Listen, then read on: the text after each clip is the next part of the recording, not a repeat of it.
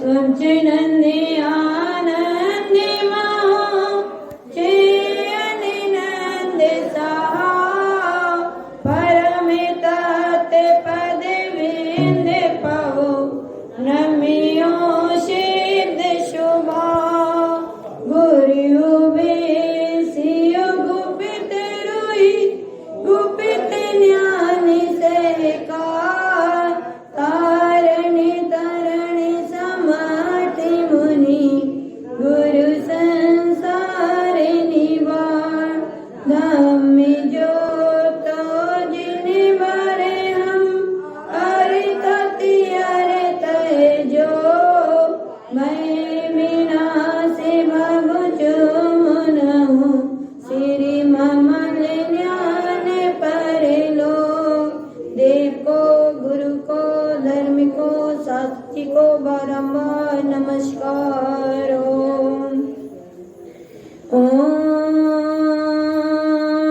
नमः सिद्धम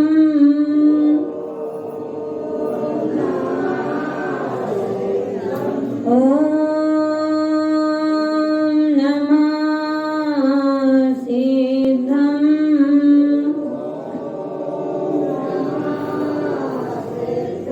ओम नमः सिद्धम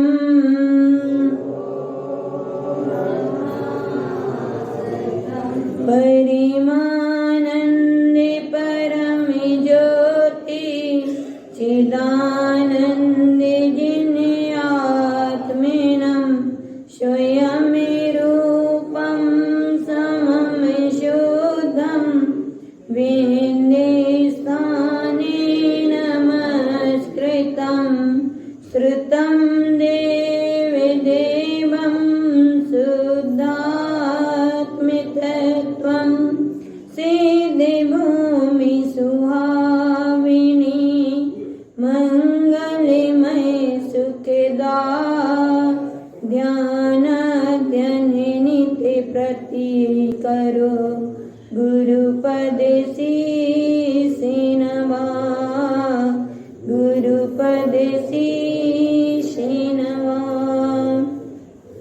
वंकारस्य ऊर्ध्वस्य ऊर्ध्वि सदेवावि शाश्वतं विन्दे स्थाने नितिष्ठन्ते ज्ञानमयं शाश्वतं ध्रुवं बोले शुद्धात्म देव की सद्गुरु तारण तरण मंडलाचार्य जी महाराज की जिनवाणी मातेश्वरी की 14 ग्रंथाधिराज की परम तत्व परमात्मा की 14 ग्रंथाधिराज की पर्युषण पर्वराज की उत्तम सोच धर्म की वर्तमान शासन नायक भगवान महावीर स्वामी की अनंत कोटि सिद्ध भगवंतों की पंडित पूजा जी ग्रंथराज की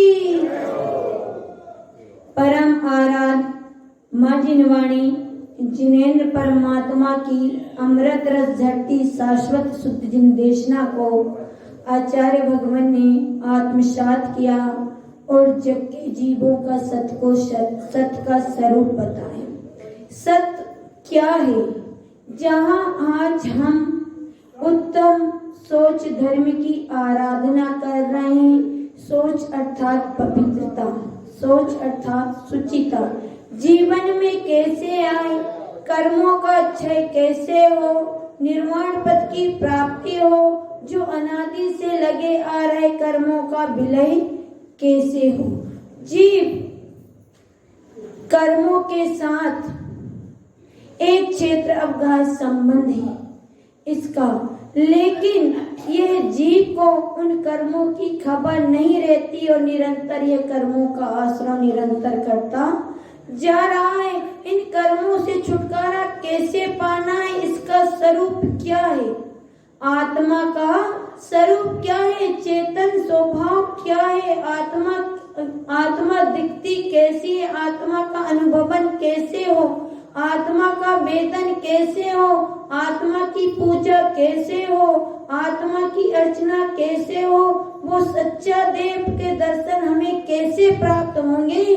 तो आचार्य भगवान कह रहे हैं, भगवान आत्मा तुम्हें देव के दर्शन करना है, गुरु की उपासना करना है, शास्त्र का स्वाध्याय करना है, तो सर्वप्रथम जीवन में सुचिता का होना अनिवार्य है।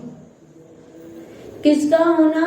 सुचिता का होना, अर्थात पवित्रता का जब तक जीवन में आगमन नहीं होगा तो यह जो तुम्हारा चक्रव्यूह चलता आ रहा है परिभ्रमण का, उसका अंत नहीं होगा। उसका अंत कैसे हो, उसके अंत की शुरुआत कैसे हो? अपन संबंधित विधि में पढ़ते हैं, ना जीव को आदि है ना जीव को अंत है। आदि कब जानिए? चारित्र धारण करे और 22 पर से जीत कर, तब क्या जानिए इसका? कन्फर्म नहीं हो पा रहा, क्या होता? मोहिनी कर्म को नाश कर, 13 प्रकार का चारित्र धारण कर, 22 पर से जीत कर, तब जीव का क्या होगा?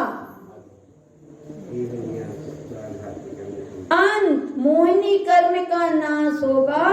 आदि कब होगा? जब गुण गुण को जाने, दोष दोष को पहचाने, गुण को ग्रहण कर और दोष का परित्याग कर, तब इसका क्या होगा? आदि होगा। अर्थात हमें गुण को ग्रहण करना है, गुणों को ग्रहण करना है। निसंकित आदि हमें 8 अंग को धारण करना है। जब जीव का आदि अर्थात शुभारंभ होगा, काय का शुभारंभ होगा? मोक्ष मार्ग का शुभारंभ होगा। इस जीव का शुभारंभ तब कहीं जाकर इसके मोक्ष की राह पे द्वार खुलेंगे। तो गुरु महाराज कह रहे हैं, सम्यक्त का बीजारोपण से ही मोक्ष का द्वार खुलता है। आगम ग्रंथों में आया ही सम्यक्त 2 प्रकार से होता है। उमा स्वामी जी महाराज ने भी कहा है सम्यक्त कितने प्रकार से होता है? 2 प्रकार से। कौन कौन से प्रकार हैं उसके? निसर्गज और अधिगमज। निसर्गज अर्थात अधिगमज तो ठीक है, 2 शब्द है ना, निसर्गज और अधिगमज। निसर्गज अर्थात किसे कहेंगे? निसर्गज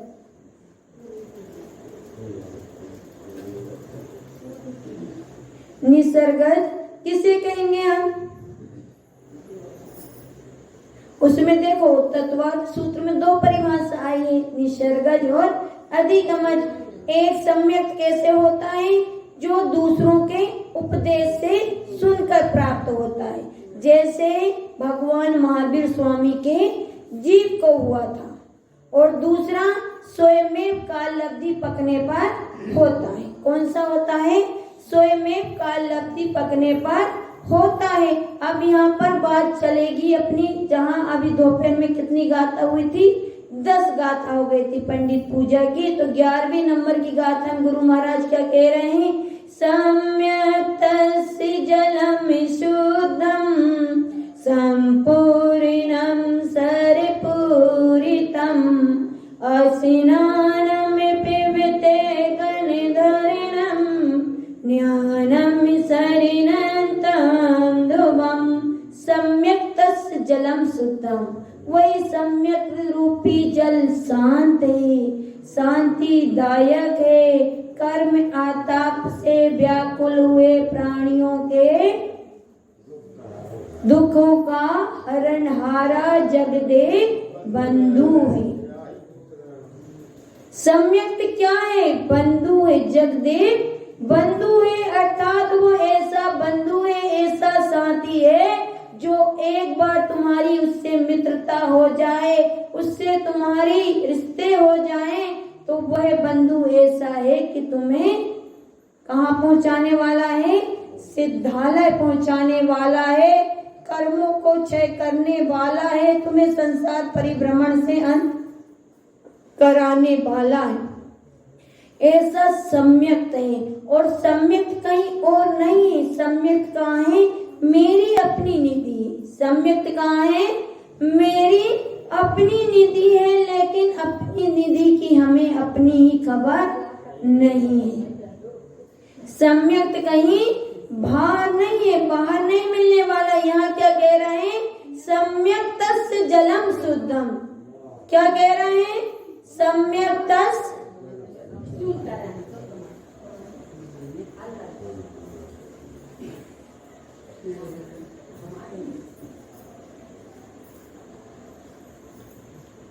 देखो, अंतराल कर रहे हो ना, तो अभी घातीय और अघातीय कर्मों का निरंतर आश्रय हो रहा है। अंतराल प्रति समय हंसते हंसते कर्म बांध लेता है जीव, और जब उदय में आता है ना, तो रोने का समय भी नहीं मिलता उसे।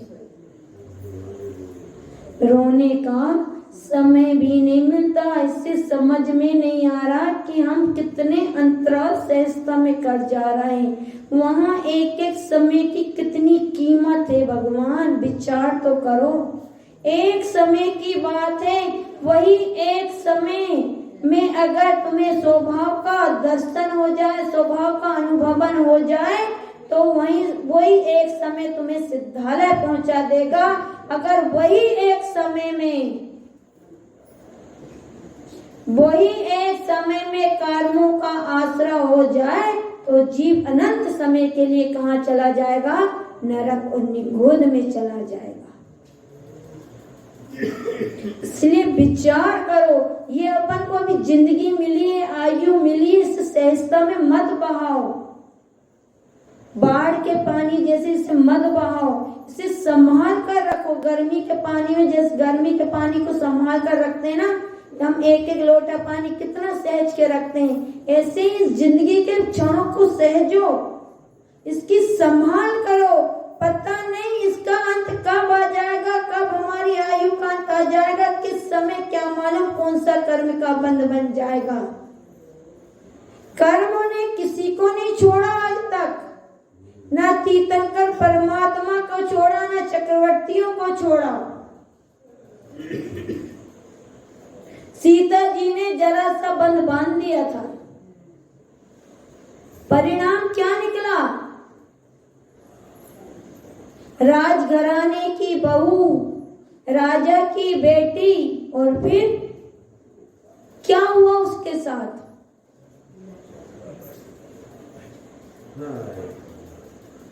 जी कर्म बहुत बलवान है। कर्म कैसे हैं? बहुत बलवान है। 3 खंड का अधिपति, 16,000 रानियां जिसकी, और मृत्यु कहाँ हो रही उसकी? मृत्यु कैसे हुई उसकी? प्यास से मरी। कारण क्या था? कारण क्या था? सबको याद होगा क्या कारण था। इसलिए भगवान चेतो, संभलो। हम जिस काम के लिए आए हैं ना, हंसते हंसते तो हमने अनंत भाव निकाल दिए हैं, और वो हंसी की भी हमारी स्थिरता नहीं है कि वो हंसी भी स्थायी बन जाए। अब भी जरा सा कोई कीड़ा काट दे तो चीखने चिल्लाने लग जाओगे। इसलिए संभाल करो। सम्यक्त की बात चल रही है, हमारी अपनी ही बात चल रही है। किसकी बात चल रही है? हमारी अपनी बात चल रही है। सम्यक्तस्य जलम शुद्धम संपूर्णम सरपूरितम अस्नानम पिप्ते गंधर्नम ज्ञानम नंतम दुवम। सम्यक्तस्य जलम शुद्धम, ज्ञानी जन की बात है। किसकी बात है? वह ज्ञानी की बात है जो सम्यक्त के सरोवर में क्या कर रहा है? डुबकी लगा रहा है। कहाँ डुबकी लगा रहा है? सम्यक्त के सरोवर में डुबकी लगा रहा है। अर्थात उसका उपयोग कहाँ जा रहा है? पर पर्यायों से हटकर एकमात्र अपने स्वभाव की ओर उसका उपयोग चला जा रहा है। और जहां उपयोग जा रहा है तो वो जगह कैसी है? संपूर्णम। कौन सा शब्द कह रहे हैं गुरु महाराज? संपूर्णम सरपूरितम, पूरी तरह से लबालब सम्यक कहाँ? किसके अंदर? सम्यक्ति के अंदर नहीं, मेरे अंदर भरा हुआ है। मेरे अपने अंदर सम्यक्त रूपी जल कैसा भरा हुआ है? लबालब भरा हुआ है। रंच मात भी खाली नहीं है वहां पर जगह। लेकिन लबालब सरोवर के पास रहते हुए भी हम प्यासे के प्यासे बैठे हैं। कैसे हैं? प्यासे के प्यासे बैठे हैं। जैसे मछली समुद्र में प्यासी है, ऐसे ये जीव सम्यक्त से प्यासा बैठा है, किनारे बैठा है। जानकारी में है कि मेरे पास सम्यक्त रूपी सरोवर भरा हुआ है, लेकिन पी नहीं पा रहा बेचारा। इस सम्यक्त रूपी जल को ग्रहण नहीं कर पा रहा। और ग्रहण क्यों नहीं कर पा रहा? इसका मात्र एक रीजन है कि हमें आज तक बाह्य की क्रियाओं से फुर्सत ही नहीं मिली।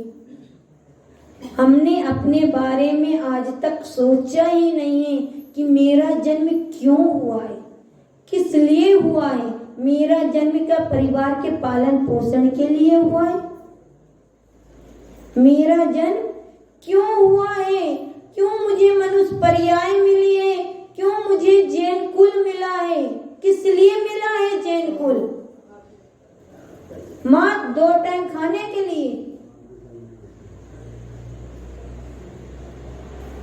क्या दौड़ लगाने के लिए? क्या बिजनेस करने के लिए मिला है? जैन कुल हमें किस कारण से मिला था? जैन कुल हमें इसलिए मिला था कि भैया बहुत भटक गए, अब तो चेत जाओ, क्योंकि ये पंचम काल है, हुंडा उत्सर्पणी का काल है। अनहोनी घटनाएं घटेंगी। उन अनहोनी घटनाओं में हमें अपना काम ऐसा बनाना है। कैसा बनाना है? जैसे एक भिखारी के हाथ में क्या लग जाता है? मोती लग जाते हैं, तो वो उसी समय क्या बन जाता है? रईस बन जाता है, अमीर बन जाता है। ऐसे ही यहाँ पर गुरु महाराज अनंत जिनेंद्र परमात्मा कह रहे हैं कि इस समय ऐसी घटनाएं घटेंगी, तुझे भी अनहोनी घटनाएं घट सकती हैं। अनंत कर्मों से घिरे रहकर भी तू परमात्मा बन सकता है। अनंत कर्मों से घिरे रहकर भी तू परमात्मा बन सकता है, बशर्त तुझे क्या करना है? तुझे क्या करना है? तो कहते हैं तुझे कुछ नहीं करना, ज्यादा कुछ नहीं करना, बस अपने आप को स्वयं में स्वयं को समर्पित कर दे। क्या करना है? स्वयं में स्वयं को समर्पित कर दे। किसी और को समर्पण की जरूरत नहीं है कि हम किसी और को समर्पण अपना करें। नहीं, हमें अपना समर्पण स्वयं के लिए करना है, क्योंकि मेरा कल्याण मैं स्वयं करूंगा। कौन करेगा मेरा कल्याण? कोई करने वाला नहीं। सब अपने अपने काम बनाकर चले जाते हैं। हमें भी अपना काम बनाना है। तो सम्यक्त से जो परिपूर्ण मेरी सत्ता है, लबालब भरी है, उसमें क्या करना है? डुबकी लगाना है। उसके स्नान का हमें, उसके जल का हमें क्या करना है? रसास्वादन करना है। तो गुरु महाराज कह रहे हैं ऐसे जल का रसास्वादन, ऐसे जल का जलपान कौन करता है? तो कहते हैं स्नानम पिप्ते गणधर्नम ज्ञानम सर नंतम ध्रुवम। क्या कह रहे हैं आचार्य परमेश्वरी?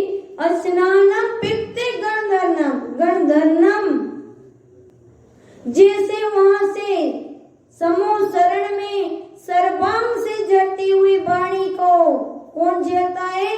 गणधर परमात्मा झेलता है। वो झेलता भी है, लेकिन पहले उसमें डूबता है, और डूब के जो निकलती है तो वो बाहर फिर पास करते चले जाते हैं कि भैया अब तुम लेते जाओ, हम तो तृप्त हो रहे हैं। क्या हो रहे हैं? हम तो तृप्त होने लगे हैं, अब तुम लेते जाओ, हमारा काम तो बन जा रहा है, तुम भी अपना काम बनाते चले जाओ। तो कह रहे हैं, ऐसी गणधर की उपमा दे रहे हैं कि जो ज्ञानी जीव ऐसे सरोवर में, ऐसे लबालब सरोवर में डूबता है तो वो किससे परिपूर्ण होता है? तो कहते हैं ज्ञानम मयम नंतम दुबम। क्या कह रहे हैं यहाँ पर? ज्ञानमयम, ज्ञानमय हो जाता है। कैसा हो जाता है? ज्ञानमय हो जाता है। अनंतम ध्रुवा, जो ध्रुव है, जो अनंत है, अनंत अनंत है, ऐसी स्वसत्ता में वह डूब जाता है। और जहाँ डूबता है तो अगली गाथा में कह रहे हैं, शुद्धात्मा चेतना नित्यम शुद्ध दृष्टि समम ध्रुवम शुद्धि भावे स्त्री भूतम ज्ञानम यस्नान पंडिता। शुद्धात्मा चेतना नित्यम, ऐसा नहीं करता ज्ञानी कि एक बार डूब गए फिर वर्षों के लिए फ्री नहीं। वो ज्ञानी का तो इतना पुरुषार्थ चलता है, इतना पुरुषार्थ चलता है कि उसे एक एक समय का वियोग से तड़पाता है। जैसे जलबिन मछली तड़पती है ना, ऐसे ही उपयोग अगर बाहर जा रहा है तो उसको तड़पन होती है। अब समय न भीड़े सोए, एक समय का वियोग भी उससे सहा नहीं जाता। जो ज्ञानी होता है वो दिखता है तुम्हें कि वो संसार में है, लेकिन वो संसार में नहीं होता। वो तो एकमात्र अपने चेतन हीरा की इसमें रहता है, लगन में लीन बना रहता है। उसे तो एकमात्र चाहत होती तो अपने चेतन हीरा की चाहत होती है, इसके अलावा कुछ नहीं दिखता उसे, क्योंकि वो ज्ञान में ही डूबा है, ज्ञान का ही रसपान कर रहा है। किसका रसपान कर रहा है, किसका जलपान कर रहा है? वो एकमात्र ज्ञान का ही वह जलपान कह रहा है। तो यहाँ पर कह रहे हैं शुद्धात्मा चेतना नित्यम, प्रति समय जो शुद्ध चेतन लक्षण में जो स्वसत्ता है, शुद्ध दृष्टि समम ध्रुवम, जो शुद्ध दृष्टि सम्यक का धारी जीव होता है वह ऐसे अपनी समय सार में ध्रुव स्वभाव में लीन होता है। और लीन होता तो क्या कहते हैं? शुद्ध भाव स्त्री भूतम। क्या कह रहे हैं यहाँ पर? शुद्ध भाव स्त्री भूतम ज्ञानम स्नान पंडिता। बस एक ही चाह है कि मैं मेरे प्रभु से विलग्न हूं। मेरा तो एक ही गिरधर गोपाल, दूजा न कोई। जैसे मीरा श्याम के प्रेम में पागल थी, ऐसे सम्यक क्या हो जाता है? अपने चेतन हीरा में लीन हो जाता है। उसे हर आत्मा भगवान नजर आती है, उसे हर आत्मा रत्नत्रय का धारी नजर आती है। उसे और कहीं कुछ नहीं दिखता, ना उसे पर्याय दिखती है, ना उसे कर्म संयोग दिखते हैं, ना उसे परिरमण दिखता है। उसे तो एकमात्र परम पारणामिक भावमय जो स्वसत्ता है वो उसके नित्य प्रतिदर्शन करता है, उसमें ही वह स्नान करता है। नानम स्नान पंडिता। और अगली गाथा में कहता है जो ज्ञानी जन ऐसे शुद्ध भाव में स्थिर होते हैं, ऐसे ज्ञान नीर में डुबकी लगाते हैं, डूब जाते हैं, तो कहते हैं प्रक्षालितम तृतिमेत्यातम शल्यम त्रयम निकंदिनम ज्ञानमिरागि दोषं च प्रक्षालितम् असूरे भावेन प्रक्षालितम् असूरे भावेन। प्रक्षालितम् तृतीय मिथ्यात्म। किसका प्रक्षालन? तीनों प्रकार के मिथ्यात्व का। मिथ्यात्व, सम्यक मिथ्यात्व और सम्यक प्रकृति मिथ्या, तीनों का क्या हो गया? वहां पर प्रक्षालन हो गया। किसके प्रक्षालन की बात है यहाँ पर? मिथ्यात्व की। ज्ञानी किसका प्रक्षालन करता है? ज्ञानी जड़ वस्तु का प्रक्षालन नहीं करता। ज्ञानी जड़ वस्तुओं का प्रक्षालन नहीं करता। ज्ञानी तो जो कर्म कालिमा लगी है ना, उसका प्रक्षालन करता है। और जहां ऐसे मिथ्यात्व का प्रक्षालन होता है तो साथ में किस और क्या चला जाता है? तो कहते हैं शल्यम त्रयम निकंदनम। 3 प्रकार की सल कौन कौन सी? माया, मिथ्या, निदान। कौन कौन सी? माया, मिथ्या, निदान। और अगला चरण क्या कह रहे हैं? कुज्ञानम राग दोषम च। कुज्ञान, राग और द्वेष। देखो, सम्यक की पहचान करना है, सम्यक दृष्टि की पहचान करना है, शुद्ध दृष्टि वाले जीवों की पहचान करना है, तो इस गाथा को गांठ बांध लो। स्वयं का भी आकलन हो जाएगा और पर का भी आकलन हो जाएगा। जो दिखता है क्या वाकई में वो है? अगर जिसके पास तीनों प्रकार का मिथ्यात्व का अभाव, शल्यों का अभाव, राग द्वेष का अभाव, ज्ञान का अभाव है, वही शुद्ध दृष्टि है। और अगर किसी के पास इसमें से कुछ भी एक वस्तु है तो अभी वो सम्यक के सरोवर में डूबा नहीं है। कहाँ नहीं डूबा? सम्यक के सरोवर में नहीं डूबा।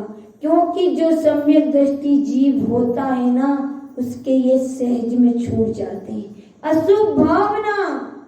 और साथ में क्या जा रहा है? अशुभ भावना। अशुभ भावना 16 कारण भावना, 12 भावना तो सभी गुनगुनाते हैं, लेकिन हम गुनगुनाते बस हैं। कभी हमने अपना आकलन किया कि हमारे कैसे भाव चल रहे हैं? अगर किसी के भी प्रति हमारे अंतरंग में जरा से भी द्वेष के, राग के, कर्म कसाय के भाव आ रहे हैं तो हम मात्र और मात्र समय पूरा कर रहे हैं। मनुष्य जन्म को हम व्यर्थ में गंवा रहे हैं। कैसा गंवा रहे हैं? व्यर्थ में गंवा रहे हैं। जहां हमें कर्मों का क्या करना था? प्रक्षालन करना था। वहीं निरंतर क्या हो रहा है? निरंतर कर्मों का आसरा हो रहा है। निरंतर कर्मों की हम गठरी को मजबूती से बांध रहे हैं। आज सुचिता पवित्रता का दिन है। किसका? पवित्रता का दिन है। अर्थात हमें पवित्र होना है। किससे पवित्र होना है? इन 4 चीजों से, मिथ्या से, सल से, कुज्ञान से और अशुभ भावना से। जब तक हमारे अंतरंग में ये चीजें रहेंगी, ये जीव कभी भी मुक्त नहीं हो सकता। कितने भेष को धारण कर ले, मुनि व्रत धार अनंत बार ग्रीबक उपजायो, पे निज आत्म ज्ञान बिना सुख लेस न पाए।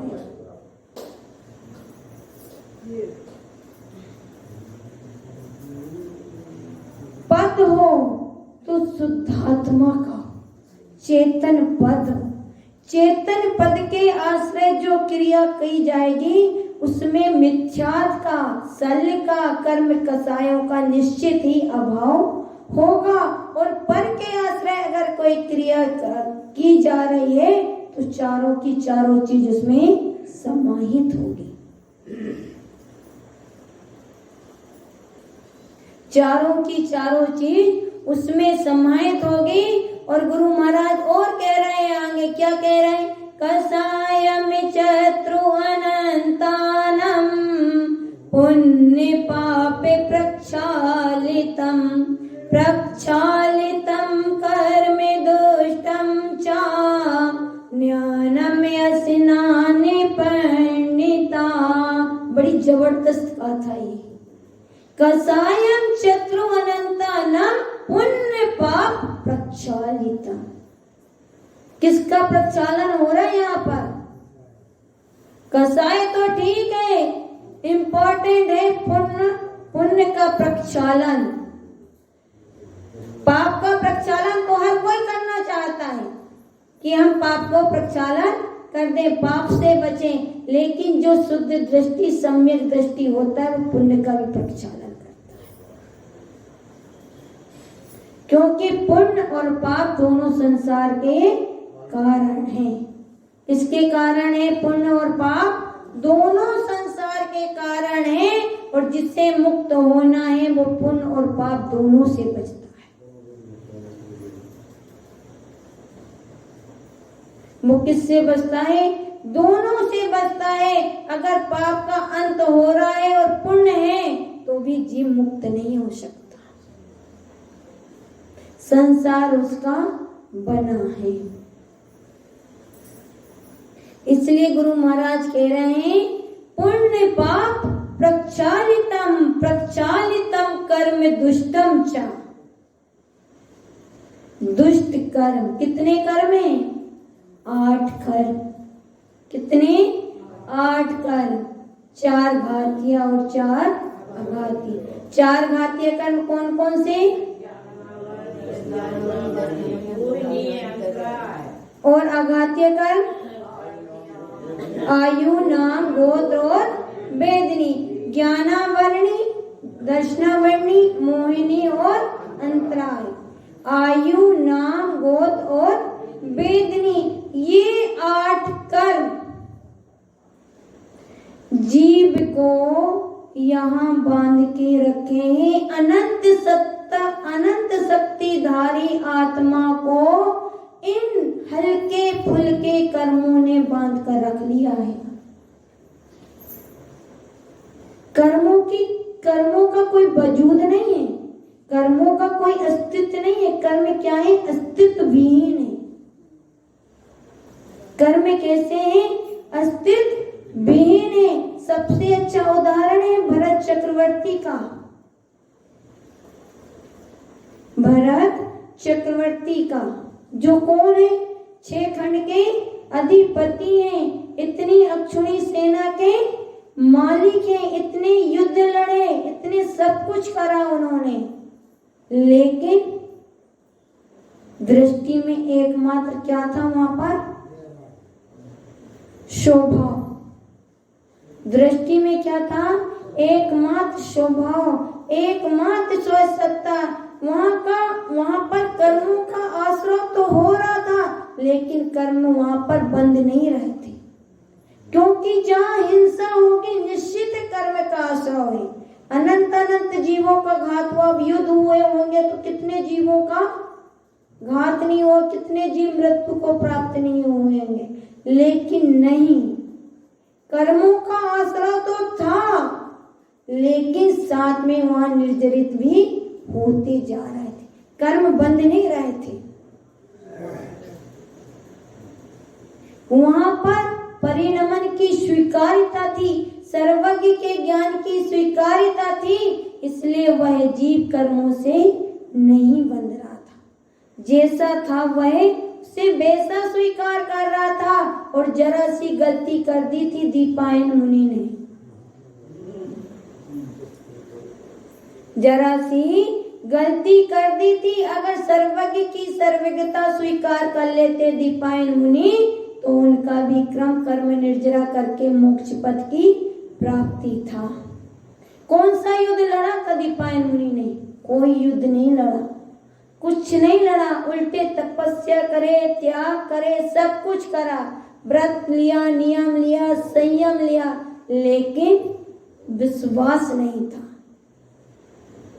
केवल ज्ञानी के ज्ञान में जो झलका उसका विश्वास नहीं था। विश्वास नहीं था, अपने आप को कर्ता मान लिए और कर्ता मान के कहाँ चले गए? नरकों में चले गए। यही भरत चक्रवर्ती युद्ध लड़ते रहे, लेकिन कर्तापन से नहीं। किससे? सर्वज्ञ की सर्वज्ञता स्वीकार कर ली थी, ज्ञायक बन गए थे। जो हो रहा है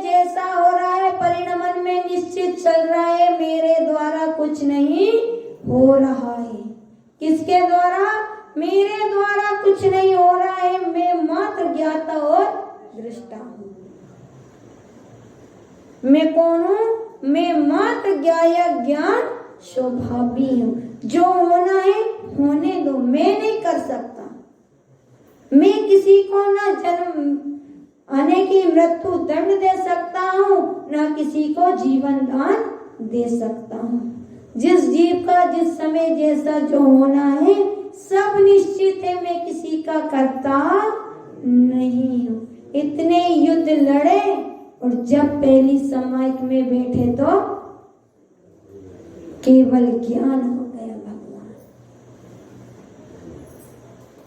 जे होती है शुद्ध दृष्टि की महिमा, सम्यक दृष्टि की महिमा। आचार्य भगवान वही समझा रहे हैं, वही बार बार संकेत कर रहे हैं कि भगवान संभाल करो, संभाल करो। कौन सी संभाल करो? प्रक्षालितम कर्म दुष्टम च। इन कर्मों का प्रक्षालन करना है तो इन कर्मों से बचने के लिए, प्रक्षालन करने के लिए सीधा सा एक उपाय है, अपने आप को कर्तापन से छुटकारा दे दो।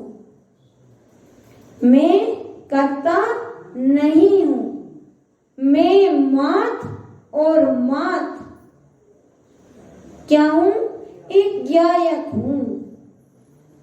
क्योंकि तुम कुछ नहीं कर सकते, अपने आप को भले ही तुम कर्ता मानो लेकिन कुछ नहीं कर सकते चेतन, कुछ भी नहीं कर सकते। तो आचार्य भगवान कह रहे हैं संभाल करो, अपनी संभाल करो। प्रक्षालितम कर्म दुष्टम चा, प्रक्षालन कर दो इन 8 दुष्ट कर्मों का, तो ये कर्म तुम्हें क्या कर देंगे? जो तुम्हें आज तक संसार में बांध कर रखे हैं, वह कर्मों से तुम छूटकर क्या हो जाओगे? अपनी सत्ता में चले जाओगे, अपने देश चले जाओगे, अपने सिद्धालय को तुम पहुंच जाओगे। 62 ज्ञायक बन जाओ। पवित्रता को जीवन में लाओ। जब तक पवित्रता जीवन में नहीं है, शुचिता जीवन में नहीं है, तो ये कर्मों से छुटकारा भी नहीं मिलेगा। कर्मों से छुटकारा पाना है तो एकमात्र सर्वज्ञ की सर्वज्ञता को स्वीकार कर लो। अर्थात केवल ज्ञानी के ज्ञान में जो झलका है वही मेरे साथ घट रहा है।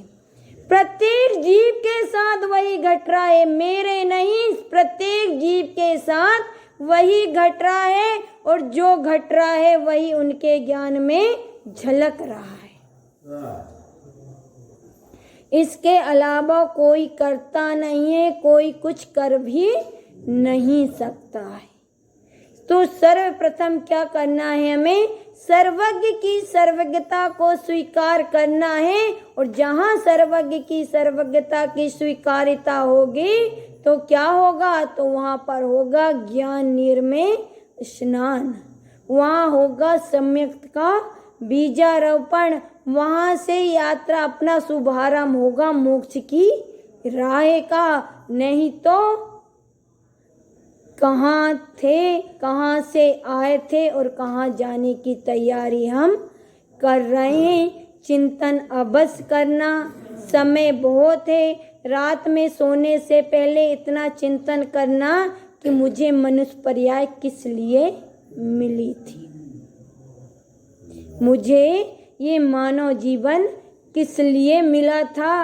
अब तक का जो जीवन व्यर्थ में चला गया कोई बात नहीं, लेकिन बचे हुए जीवन में मुझे अपनी जीवंत सत्ता को जानना है, उसे समझना है, उसको स्वीकार करना है और जिन धर्म को स्वीकार कर मुक्ति पद को पाना है। यही आचार्य भगवान का परम पावन संदेश है। बोलिए श्री गुरु महाराज की जय। पंच परमेष्ठी भगवान